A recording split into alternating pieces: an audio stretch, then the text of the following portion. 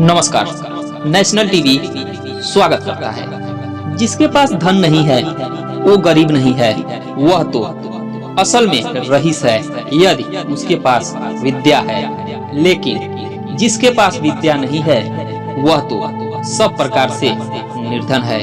हम अपना हर कदम फूंक फूंक कर रखें, हम छाना हुआ पानी पिए, हम वही बात बोलें जो शास्त्र सम्मत है, हम वही काम करें जिसके बारे में हम सावधानी पूर्वक सोच चुके हैं। जिसे अपने इंद्रियों की पुष्टि चाहिए वह विद्या अर्जन करने के सभी विचार भूल जाए, और जिसे ज्ञान चाहिए वह अपने इंद्रियों की तुष्टि भूल जाए। जो इंद्रिय विषयों में लगा है उसे ज्ञान कैसा, और जिसे ज्ञान है वह व्यर्थ की इंद्रिय तुष्टि में लगा रहे, यह संभव नहीं। वह क्या है जो कभी कल्पना में नहीं आ सकता? वह कौन सी बात है जिसे करने में औरत सक्षम नहीं है? ऐसी कौन सी बकवास है जो दारू पिया हुआ आदमी नहीं करता? ऐसा क्या है जो कौवा नहीं खाता? नियति एक भिखारी को राजा और राजा को भिखारी बनाती है। वह एक अमीर आदमी को और गरीब को अमीर बनाती है। भिखारी या कंजूस आदमी का दुश्मन है। एक अच्छा सलाहकार एक मूर्ख आदमी का शत्रु है। वह पत्नी जो पर पुरुष में रुचि रखती है उसके लिए उसका पति ही उसका शत्रु है। जो चोर रात को काम करने निकलता है चंद्रमा ही उसका शत्रु है। जिसके पास यह कुछ नहीं है, विद्या, तप, ज्ञान, अच्छा स्वभाव, गुण, दया भाव, वो धरती पर मनुष्य के रूप में घूमने वाले पशु हैं। धरती पर उनका भार है। जिसके भेजे खाली हैं वो कोई उपदेश नहीं समझते। यदि वास को मलय पर्वत पर लगाया जाए तो उसमें चंदन के गुण नहीं आते। जिसे अपनी कोई अक्ल नहीं उसकी शास्त्र क्या भलाई करेंगे? एक अंधा आदमी आईने का क्या करेगा? एक बुरा आदमी सुधर नहीं सकता। आप पुष्ट भाग को चाहे जितना साफ करें वो श्रेष्ठ भागों की बराबरी नहीं करता।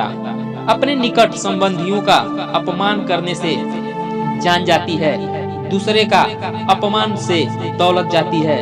राजा का अपमान करने से सब कुछ जाता है। एक ब्राह्मण का अपमान करने से कुल का नाश होता है।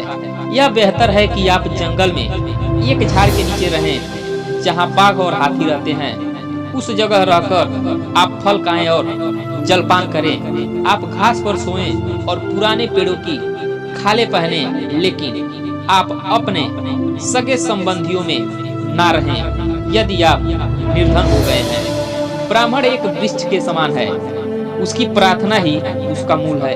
वह जो वेदों का गान करता है वही उसकी शाखाएं हैं। वह जो पुण्य कर्म करता है वही उसके पत्ते हैं। इसलिए उसने अपने मूल को बचाना चाहिए। यदि मूल नष्ट हो जाता है तो शाखाएं भी ना रहेगी और ना ही पत्ते।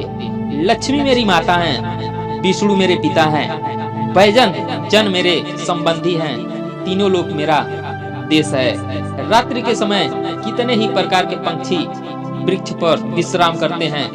भोर होते ही सब पंछी दसों दिशाओं में उड़ जाते हैं। हम क्यों भला दुख करें यदि हमारे अपने हमें छोड़कर चले गए? जिसके पास में विद्या है वह शक्तिशाली है। निबुद्ध पुरुष के पास क्या शक्ति हो सकती है? एक छोटा खरगोश भी चतुराई से मदमस्त हाथी को तालाब में गिरा देता है। हे विशंभर, तू सबका पालन करता है। मैं मेरे गुजारे की क्यों चिंता करूं जब मेरा मन मेरी महिमा गाने में लगा हुआ है।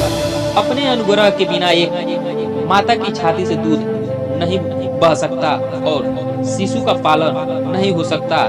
मैं हरदम यही सोचता हुआ, हे यदुवंशियों के प्रभु, हे लक्ष्मीपति, मेरा पूरा समय आपकी ही चरण में खर्च करता हूँ। धन्यवाद। अगर आप हमारे चैनल पर नए हैं तो कृपया चैनल को लाइक और सब्सक्राइब अवश्य करें।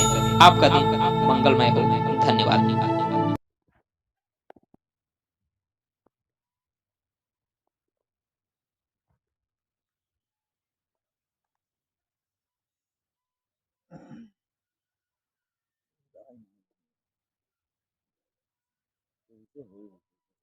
कहाँ जाए के? हाँ सब